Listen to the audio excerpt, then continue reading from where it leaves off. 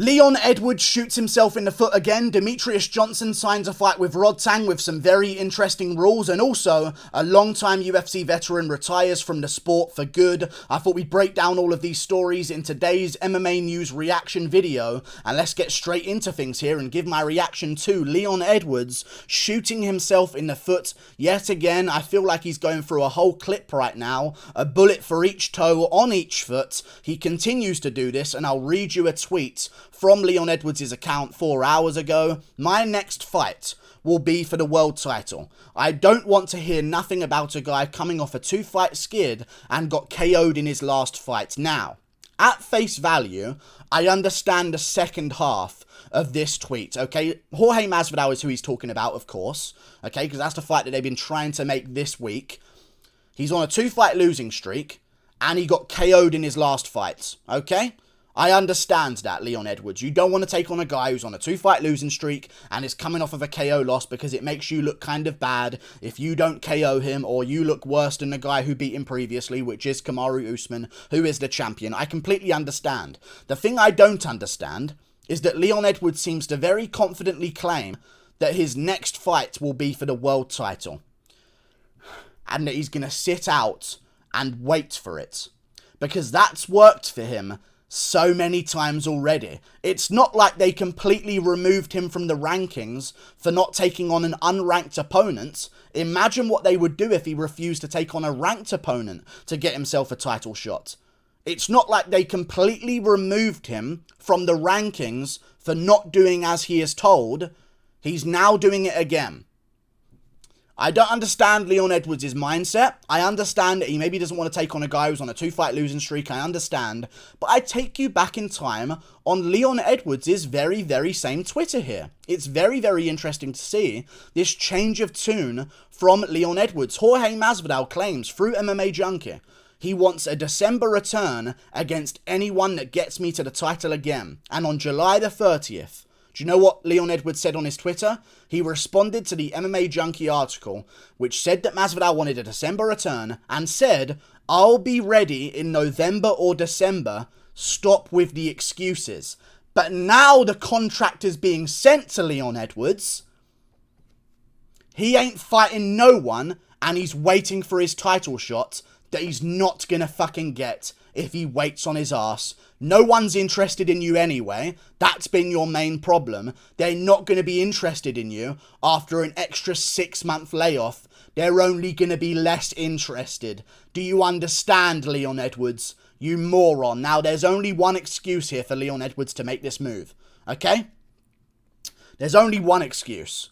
He's playing hardball so that when they come into the negotiations, Leon Edwards is entering the negotiation for the Masvidal fight with the stance of, I'm waiting for my title shot. If Leon Edwards entered the negotiation room for the Jorge Masvidal fight with the mindset of, oh yes please, I'll take on Masvidal, they're not going to give him as much money as he maybe could get out of them to fight Masvidal if he claims that he doesn't want to take on Masvidal. But they are going to look on his Twitter like I have just done with about 3 different scrolls because he never posts anything, and see that in July you were ready for November or December and claiming to make Masvidal stop the excuses.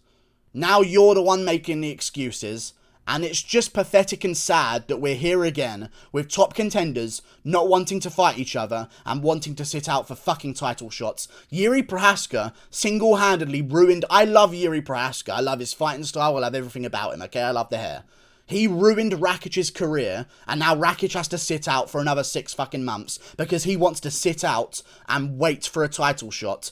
Already 6 months until the Jan Blachowicz-Glover Teixeira fight. Now he's going to wait even longer afterwards before he gets that title shot, and Rakic literally doesn't have an opponent right now. This is happening in so many different divisions, and it's fucking pissing me off. Be Robert Whittaker. Do you understand? Be Sean Strickland. be a real fucking fighter. Stop with this bitch shit. I'm annoyed by these absolute pussies that are calling themselves pro UFC fighters that we have at the top of these divisions at the moment. It's an absolute disgrace. I remember a time watching MMA where it was who cares? We'll take on anyone, we'll be a Robert Whittaker, and we'll fight 3 fucking top contenders in the top 5 at the time of fighting them to get ourselves a title shot back. Now, it's I'll take on Nate fucking Diaz, who lost to Masvidal, who I'm now denying, who was coming off a loss as well, by the way, okay? So you're happy to take on Nate Diaz, who's coming off some losses. You're more than happy to do that, but when it comes to taking on Masvidal, no. Couldn't possibly stoop that low, but you're willing to take on a guy who isn't even fucking ranked at welterweight to earn a title shot, aren't you? Do you not like the matchup with Masvidal? That's what I'm starting to see from Leon Edwards, because I tell you this, if Masvidal hits Leon Edwards the way Nate Diaz did, he ain't going to stand there and fucking point at him like a retard. He's going to go after him, and he might get the finish. I believe Leon Edwards would beat Jorge Masvidal. That would be my prediction, but please shut the fuck up. With this bullshit, I don't want him. You just called him out in the end of July. You just said you wanted him and were ready in November or December, and that's what you wanted to get your title shot. Now it's no. It must be a negotiation play. Otherwise, I stand by everything I've just said about Leon Edwards. It's actually pathetic. You're number 3 in the division, and let's talk about this for a second. You're number 3, okay? Your best win is RDA. Where's he? At lightweight. That really holds good in the welterweight division right now, okay? And I know Colby Covington is doing the fucking same thing. It's so annoying, these pussies. Covington could have had 3 fights by now, but no. He's taken on Usman again because he sat out and he has no good wins in the welterweight division anymore. Leon Edwards is number 3 at welterweight right now. If Luque beats someone, let's say beats Nate Diaz more impressively than Leon Edwards, he might jump above Leon Edwards. If Stephen Wonderboy Thompson beats, say, another guy in the welterweight division, he might move above Leon Edwards if he stays out and sits on the sidelines for a long time. There is so many things that could happen that could shift Leon Edwards down the rankings because his best win is RDA. He went to a split decision with fucking Gunnar Nelson, okay? Other than that, he has a win over Luque ages ago, which people have already forgotten. The casual fans don't know that you beat Luque. They just don't. So when the UFC's thinking to promote a massive fight for a pay-per-view, they don't care if technically Leon Edwards beat Luque 5 years ago. They really don't. They care that Luque might have just taken on Nate Diaz, and where you almost got finished in the 5th round, Luque smashed the shit out of Diaz and finished him inside 3. And he'll get a title shot over you. Well done, Leon Edwards. If you sit out on the sidelines, you're not going to get a title shot. People will simp for you. They will be bad for you. They will feel bad for you. And they will say that you've earned it already, dude, with that no contest over Bilal Muhammad and that 5-round lackluster decision against Nate Diaz where you almost got finished at the end after 4 good first rounds. Yeah, you really being held back, dude. How many more unranked outside the top 5 guys do you have to beat to get a title shot around here? Take on the highest guy you can get right now. Should have been Gilbert Burns. Should have fucking been Gilbert Burns, but you don't want that one. Could have been Wonderboy. Could have been Wonderboy last year. You didn't want that one. You said no to that one as well. You don't want top competition fighters. You want to earn a title shot by beating people you know you can beat, rather than risking a title shot against a real top contender. Masvidal is a good win for you. Go and fight Masvidal. Shut the fuck up. You can beat him quite easily. He's an old man now. He just got KO'd. Chins don't get better. Unless you're Arlovski. Either way. Typically, chins don't get better. Shut up, take on Masvidal, make a big splash after Usman beats Covington, if he does anyway. And then you'll have the title shot because you'll be the new guy with the biggest win over the biggest name. I think it's a negotiation ploy, but let's move on with more stories because there's other ones and I don't want to get caught up on this. Either way. Demetrious Johnson signed a fight with Rod Tang over at 1FC. Great matchup, by the way. If you don't know Rod Tang, one of the best Muay Thai fighters you'll see. Absolute savage. A lot of those videos of him online, you see him walking people down like a Terminator, just taking whatever they've got. Can't be KO'd, apparently. Apparently he's a scouser. Either way, maybe we'll switch him for Darren Till. Filipino Darren Till. Did news just in. Either way, Demetrious Johnson has signed a fight with Rod Tang. It's a mixed rules bout, MMA and Muay Thai combined. And I thought I'd read you some of these rule sets and give my opinion on the fight. So, apparently, The fight will be contested with 4 3-minute rounds, alternating between Muay Thai and MMA.